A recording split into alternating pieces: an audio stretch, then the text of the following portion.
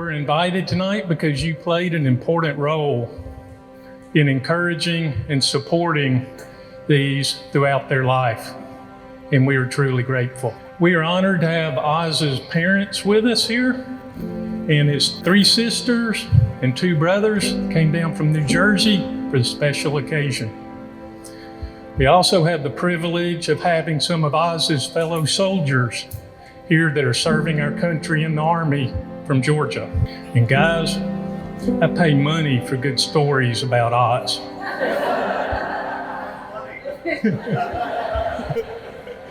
It has been a blessing to see our firstborn daughter grow up into this beautiful bride today. She is so much like her mother. She's confident, independent, dependable, very talented, and many other qualities, but she's really a daddy's girl. She was supposed to be born on April's birthday, but she decided she wanted to come 2 weeks early, and she came on my birthday. Okay, so for the last 25 years, we have celebrated many tea parties, Minnie Mouse parties, princess parties, and other parties together. But she also followed in my footsteps, and she became an Auburn girl. But she got her bachelor's degree from Auburn, and now she's working in Atlanta as an accountant. And that's where this guy sitting next to her came into the picture. But we prayed, April and I prayed many years for God to provide a special someone for Brianna, that was made just for her. And Oz, Brianna found and chose you.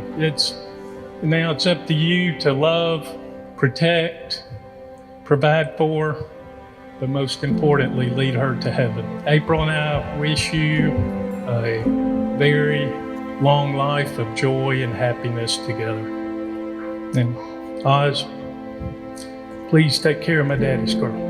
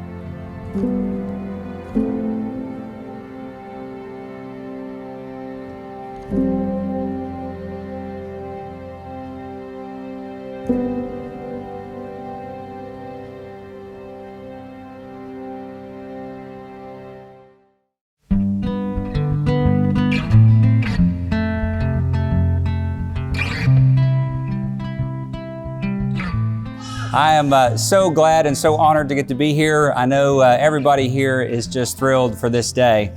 It has been a whirlwind over the last few months, but it's been great to be here.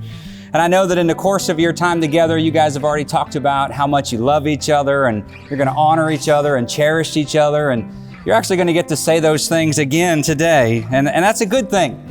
We should continuously remind ourselves of the promises that we make to each other. We should reiterate those vows that we have to each other on a regular basis. And so we're going to do that again here today. Now, when 2 hearts are bound together in the bonds of matrimony, it is a blessed and it is a sacred moment.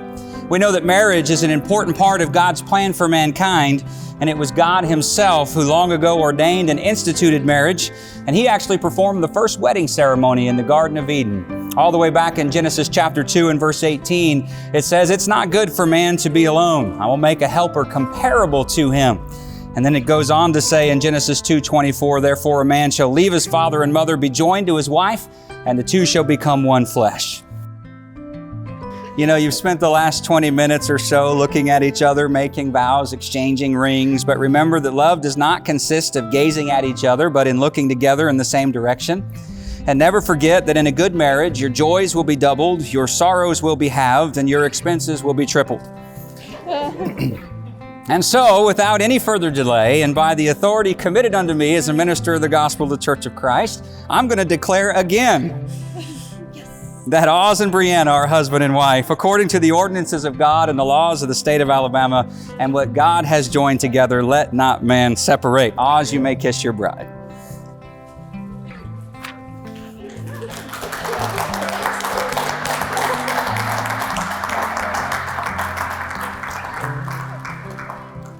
Let me introduce to you Mr. and Mrs. Oswin Johnson.